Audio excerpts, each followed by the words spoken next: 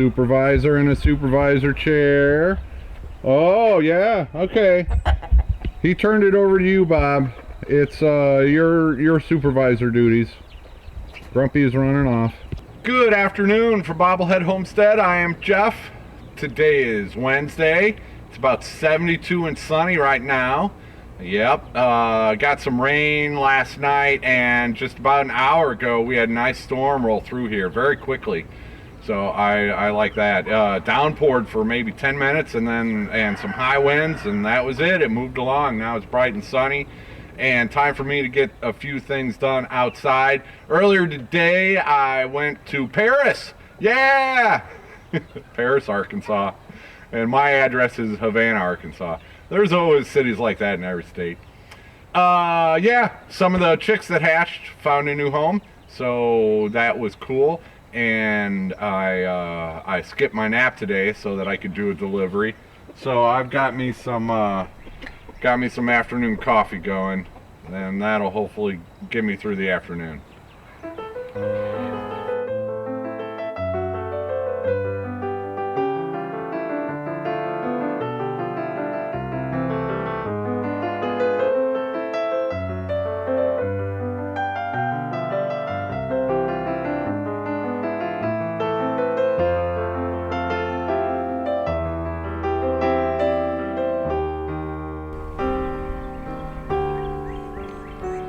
This beautiful little blue and brown and gold girl is a new mommy, and she is also our chicken of the day.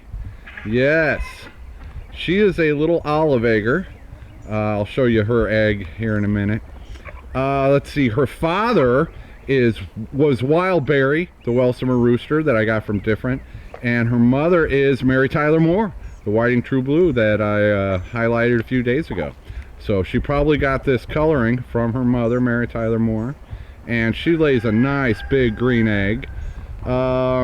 She's about a year old.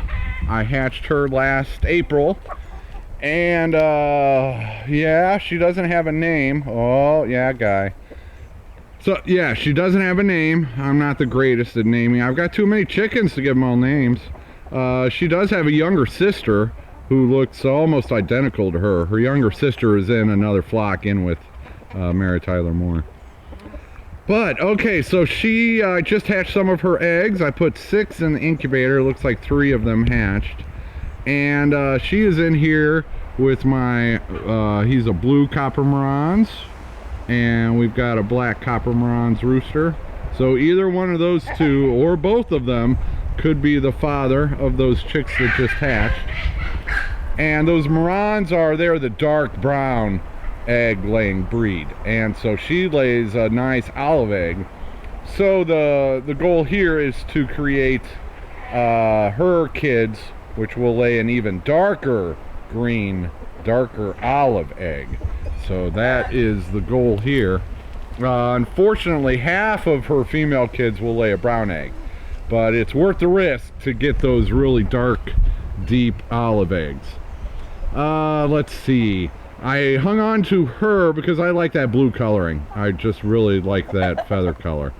And putting her in with this blue guy, well, blue and blue, maybe I thought would produce more blue, or black and blue should produce half, but yeah, anyway.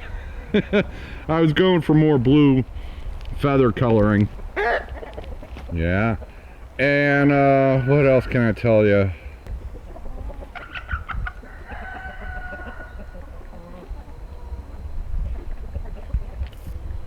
She is just a beautiful, beautiful girl, and I would love to create more like her. Wildberry, her father, is no longer with us though.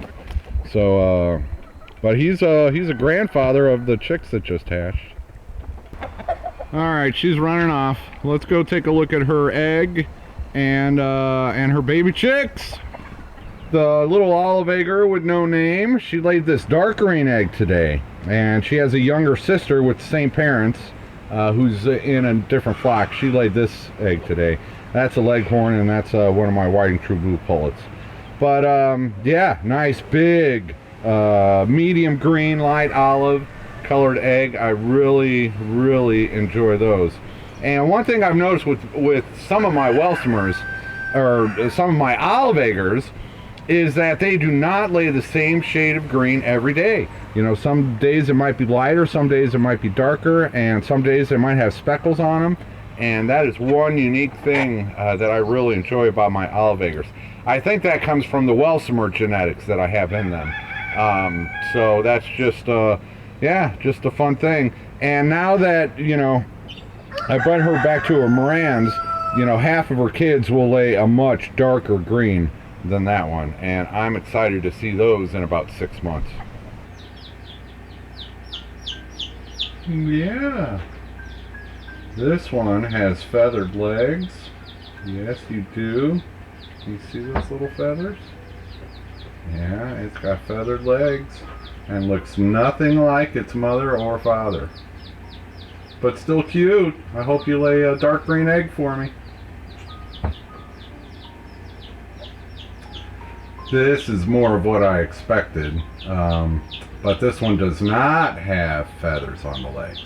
The copper marans, they're actually called French copper marans, and the French means feathered legs, because the French standard, they originated in France, and the French standard is that they have feathers on their legs. But the English standard is clean legs, and the American standard is also feathered legs. So when you see it called French black copper marans, you know that means that they will have feathered legs. But yeah, this little olive egger. And then we have another one that looks nothing like its parents, but this one does look like the grandfather. Wildberry the Welsumer is the grandfather, and they have what I call the chipmunk pattern.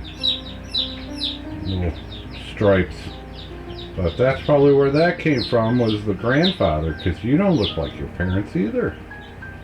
Alright, I'm also keeping some of these. This is a black copper marans. I'm keeping a few of these for now. And yep, stand up so we can see your feathered feet. Yeah. And I've got to put leg bands on everybody. That's what I'm doing now before I can. But yeah, you've got nice feathered feet, don't you? This is a white splash copper marans. Yep, you get that by breeding blue to blue or splash to splash. But yeah, this will be a white splash with the feathered legs. And this, I believe, is a blue copper marans. Just a little bit lighter than the black. And I've never raised these out, so I'm not 100% sure, but because the black and the blue look very similar, there's just a little bit lighter shade. And also with the feathered feet.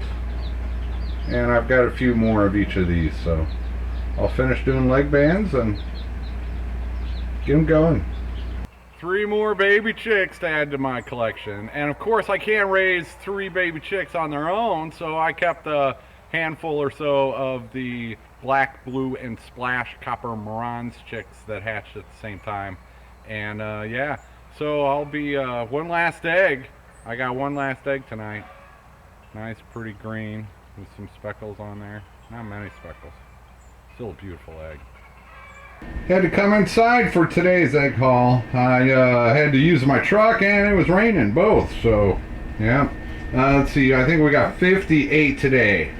58, so we still haven't hit 60 yet, but we are hovering right below 60. We'll get there soon. Yeah, and I'm going for darker, much darker greens than this. You don't find many hens out there that do that, because you need patience to get there. Or luck. Yeah, it was a day. It was a day. I skipped my nap. I'm tired. Life goes on. I need to, oh yeah, something else. Let's take a look. I did some candling last night. I have no idea if this footage will show up on video. So if, yeah, let's look if there's anything to look at.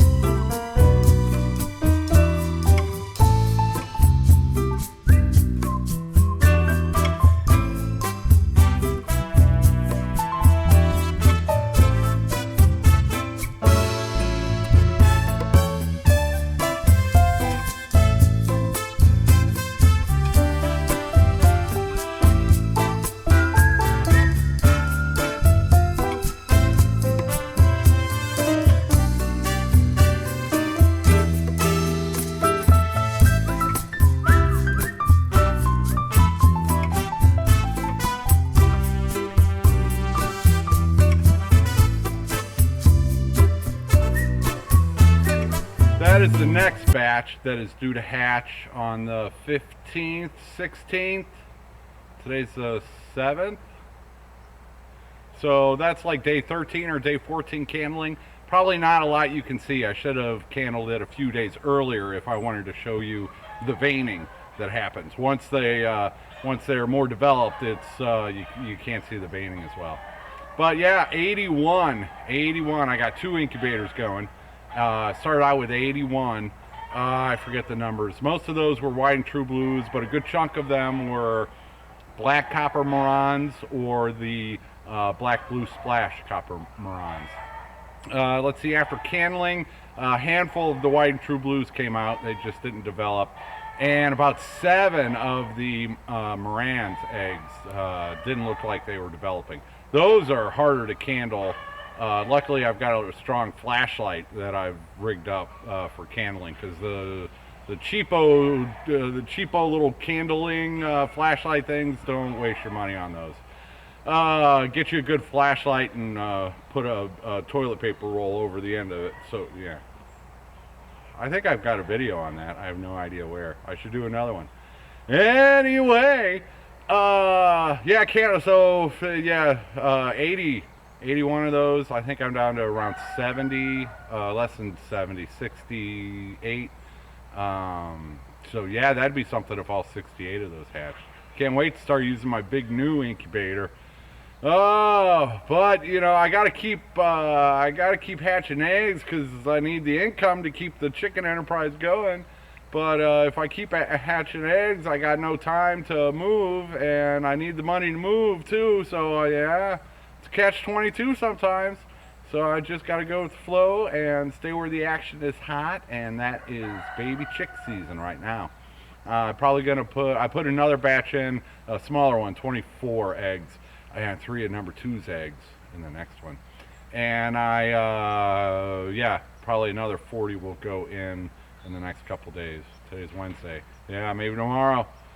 Oh, speaking of tomorrow. Okay. I got to finish today before I can start thinking about tomorrow. So, thank you for watching. Thanks for all the fun that I get to have with all of these chickens and chicks. And I hope I'm sharing the fun with you. And take her easy, everybody. Bob.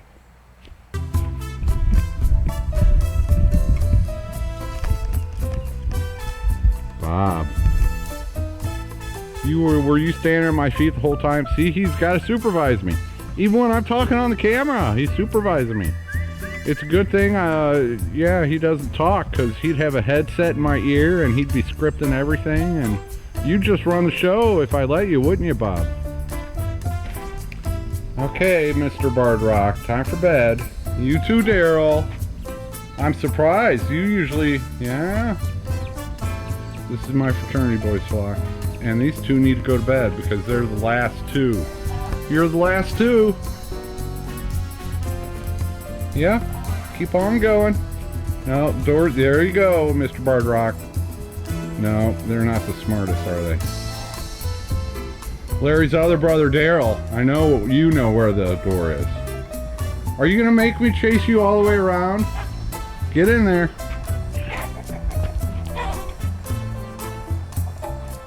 Get in there. Go on. Yep, it's time for bed. No. You walked right by the door. There you go. All right, Larry's other brother, Daryl. Thank you. Good night.